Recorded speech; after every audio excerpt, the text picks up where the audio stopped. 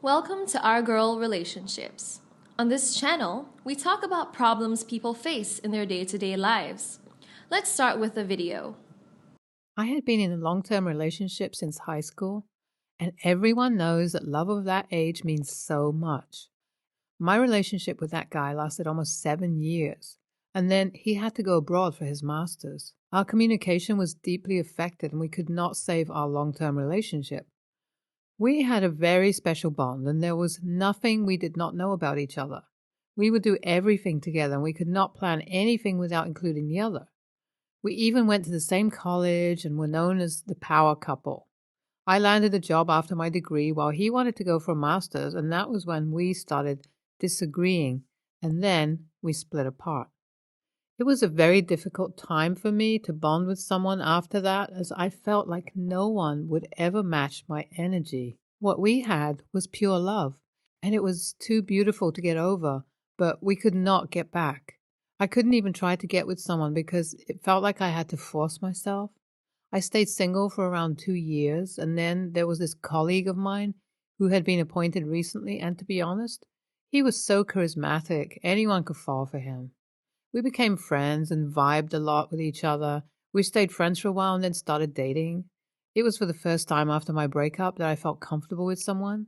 He introduced me to his family, and I could feel instant love from her mom. We moved in together, and I felt fulfilled after so long. Life had started looking like a normal one, and I had moved on. My boyfriend proposed to me on my birthday, and we could not wait to get married. We got married a couple of months later and had planned the most exotic honeymoon ever. It was not too long after getting married that I started feeling like there were a few lackings in our marriage. I was an overexpressive person, but my husband was not a listener. He would pay attention to what I said, but he was never up for a discussion or a deep conversation. I always had to look for a friend to discuss what was going on in my head. I am a very romantic person, but my husband lacked romance in his personality. I was a loud, dramatic person while he was very calm and subtle. Our marriage was going great, but I would feel sometimes like we lacked friendship in our relationship, and that was not okay with me. As time passed, I noticed that he had nothing to talk about and would not even ask me if something was going on with me. I tried to discuss it with him, but he would say that there was nothing like that and would close the case. I would visit my mom and start sharing these things with her, which would lift the weight from my heart, but I knew it was not a solution. One day, I was really upset with my husband and left for the office without breakfast. I was visibly disturbed, but he did not even bother to ask what was wrong. He behaved normally in the office, and that was understandable, but he did not even ask anything when we came back home. That pissed me even more, and I went to my mom's place. I told her everything, and I cried bitterly. My mom told me that I had rushed things and that it was my fault only. She told me that I should not wait as nothing was going to change and give up on my marriage. I told her that it was not a stage drama, to which she replied that I had to be sensible. She told me that she knew a guy from our neighborhood who was an apt match for me. She said that I had to hit on him and try my luck. I was already pissed and could not understand, so I left. My mom called me over a few days and asked what I had decided. I was clueless, and then she started talking about that guy again, telling me that I would not only get the man of my dreams, but we would also get an investor for our home-based business, which would help us grow. I told her that it was never going to happen, and she was only thinking of herself. I told her that she was so self-absorbed that my whole life had turned into a mess, and she only cared for her business. I left her place and would not even connect with her after. ETA. I know my marriage is not going well, but that does not mean I will ditch my husband and help my mom get an investor. I have already invested a lot in this relationship, and I will try before giving up on it once and for all. My mom called me after a few days and told me that I was being kiddish and had to think like an adult. She said that I was wasting my time in this relationship and had to face the reality. She also said that my marriage was going to end eventually, even if I did not plan it to. I told her that I would manage whatever would happen, but that she had to stop manipulating me like that, as I knew what was going on in her head. 2 or 3 days later, my husband told me that my mom was inviting him over as she had something to discuss and also wanted his help for work. I got worried and called my mom to ask what was up. She told me that I was crazy and that she only wanted to see my husband for a piece of work. I begged her to stop thinking about my marriage and planning for my future. I told her that I would handle everything on my own and that she did not need to worry. My husband did not even pay attention to my worries or something. He will be visiting my mom tomorrow and I cannot worry less because I know my mom. It is not difficult for her to say anything to someone's face without thinking twice. My husband came back from my mom's place yesterday and told me that he was going to file for a divorce. I knew what was going on. I told him that I never planned to dump him and had only discussed a few issues with my mom. He told me that if I missed my ex so much, why did I even choose to marry him? I was shocked and I told him that there was nothing like that. He went on and said that my mom had told him that I was still not over my ex and I missed him so much. She also said that I was not happy with him anymore. I told him that my mom was being a jerk and she was the one who wanted me to divorce him so I would marry someone who would invest in her business. My husband left the room and we slept separately. I'm going to see my mom today and ask her what is wrong with her. I had begged her to keep quiet and let me handle everything, but she is just nuts. And also, instead of discussing the actual issues between us, she lied about me, that I missed my ex and things. I'm not going to spare her. I have called her many times, but she did not respond. She has to explain her bullshit. I went to see my mom, and she was not even ashamed of what she had done. I told her that my husband was just different, and that did not mean that he did not love me. Also, it was my decision if I wanted to stay in the marriage or had to walk out of it, and she had no say in it.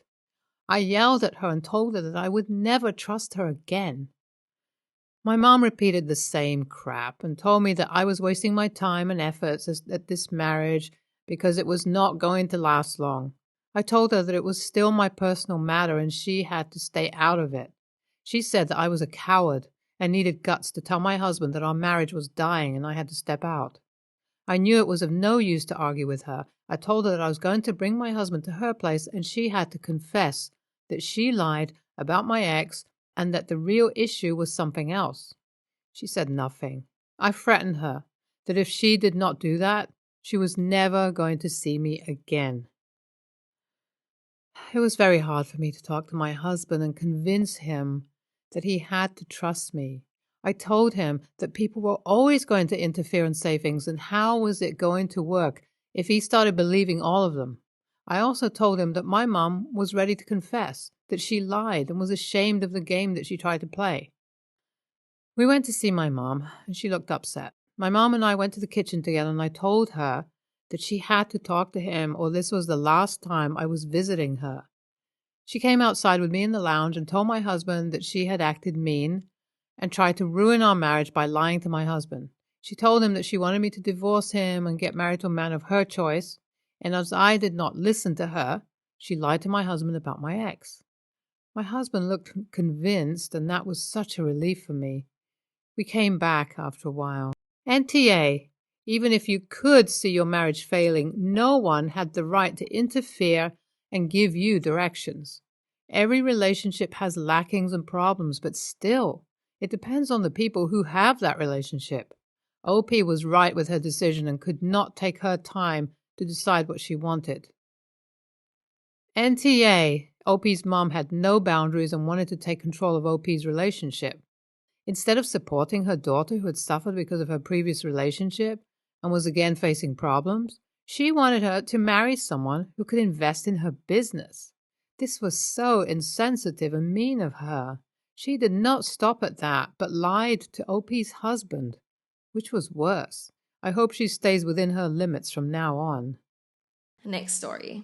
I'm a 25-year-old woman, and I'm a big fan of the UK girl group Little Mix. They have a lot of younger fans, but I've been a fan of theirs since 2011, when I was 14. And they've been basically my main obsession in my teens. Tonight is their final concert before they're going on a hiatus, so their concert is being live streamed in cinemas. I was also a nanny for a little girl for 6 years. The girl's now 10. Let's call her April. My obsession with Little Mix has sort of rubbed off on her while I was her nanny. When Little Mix announced a few weeks ago that they were going to show the concert in cinemas, I called her mom and offered to take the girl to the cinema. She loved the idea, and I bought tickets literally as soon as they were available. Earlier today, April's mom asked me again about the details, time, which cinema, our seats, and so on. And after I gave her all the information, she asked me if there's another seat available next to us. I checked, but unfortunately, there were only 2 individual seats at the very front, so she said it's fine. However, a couple of hours later, she texted me to say that a friend of hers is going to check at the cinema to buy a ticket for her daughter, who's also roughly 10, so she can sit by herself but still come with us. I wasn't particularly keen on the idea because I wanted to just take April, sort of as a thing to do for fun together, not me babysitting her. Obviously, she needs supervision, but I know what she's like. I know I don't need to worry about her running off, etc. I don't know anything about the other 10-year-old. However, I didn't say anything. Then I got a call that the cinema told them that they are not happy to let a 10-year-old sit by herself, and they offered to have the girls sit in the seats I had booked, and for me to sit at the front. I tried to be polite about it, and I told them that I don't want to do that. I booked the tickets over 3 weeks ago. I got us good seats, and also I pay more because I pay the adult price, and the kids obviously are cheaper. April's mom thought that this was reasonable and didn't press me any further, but the other mother called me childish because Little Mix is for kids anyway, so I don't need to be watching their concert, and that it would mean more to her daughter. The daughter was upset, and I suggested that she watch it at home. You could still buy live stream tickets to watch at home, but it didn't matter to them. I feel bad that the girl was upset, and it's more about the experience than simply watching it. That's why I paid for cinema tickets after all.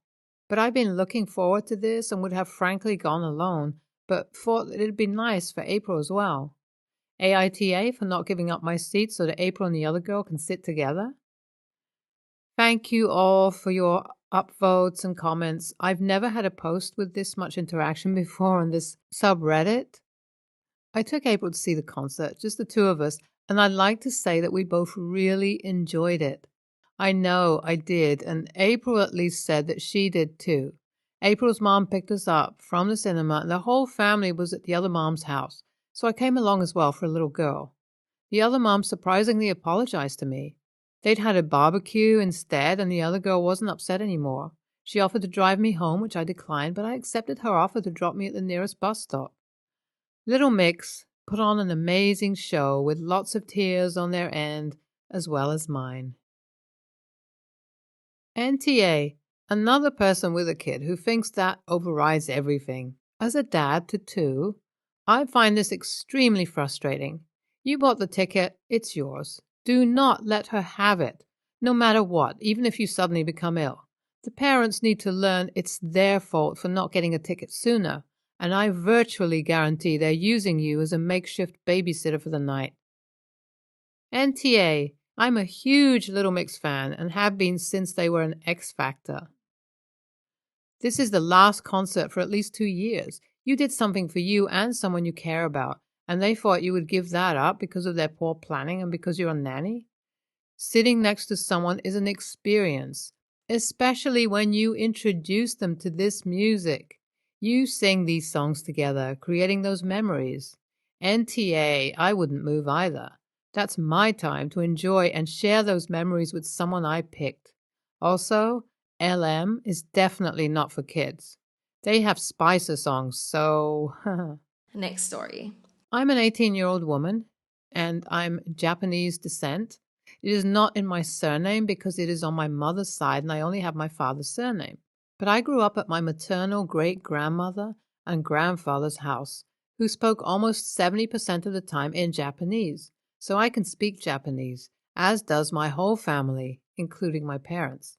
I live in another state far from where my parents live, who is from Brazil. I understand my relatives are from Rio Grande do Sul, and I live in Brasilia. I've been dating Lara, 19, female, for 5 months. She is also a descendant, but unlike me, she has Asian traits. She knows I am of Japanese descent, but we never got into the conversation whether I speak or not. She never asked, and I never commented. It's been about 2 months since I've had lunch every 2 weeks at my parents' house where she lives, both of whom are of Japanese descent, and a funny thing always happened. They would talk in Japanese about things like, go make the bed, the dishes for lunch are yours, to the parts that spoke bad of me, she didn't eat everything on her plate, or strange way to dress. My girlfriend used to scold her parents also in Japanese, and this has been the case for the last 2 months. I'm not necessarily offended, but I find it extremely funny that they think I don't know and talk about everything in Japanese, thinking I'm lost in the conversation. It is worth mentioning that they keep the conversation 97% of the time in Portuguese. My parents came over this weekend, and Lara's parents insisted that we go to their house so that they could get to know each other. At some point, my mother had to leave the table to talk to my grandmother, and when she came back, she said in Japanese, "Your grandmother sent a kiss," and I replied, "Send one of mine to her later." I know Lara and her parents were surprised, but they didn't comment, and dinner stayed that way for the rest of the night. After I dropped my parents off at the hotel, Lara asked to talk to me via video call and said that I embarrassed my parents because they didn't know that I understood and spoke in Japanese, and they talked about family things in another language, precisely because I would not understand and would not make it boring. I replied saying that, just like they badmouthed me, didn't they? But I didn't want to talk about it, and you never asked, despite knowing that a part of my family is of Japanese descent. She still stood her ground, saying that I could have said and avoided all the awkwardness at her parents' dinner. I didn't really do it on purpose. I just responded unintentionally to my mother talking in a language I'm fluent in. AITA? NTA, but you know who it is.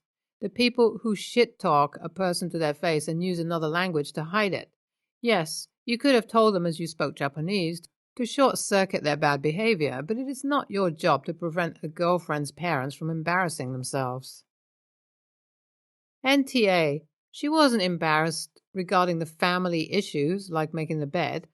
What happened was that they heard you speak Japanese, and in that moment they knew they messed up, and you heard every sneak diss they made about you.